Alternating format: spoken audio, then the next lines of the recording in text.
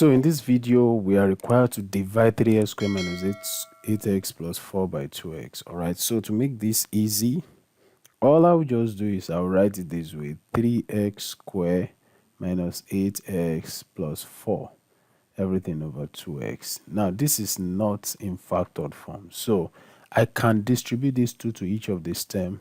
So this can be written as 3x squared over 2x minus 8x over 2x plus 4 over what? 2x. So at the end of it, this is x raised to power 1, this is x squared. So this one cancels this. So we have what? 3 over 2 what? X.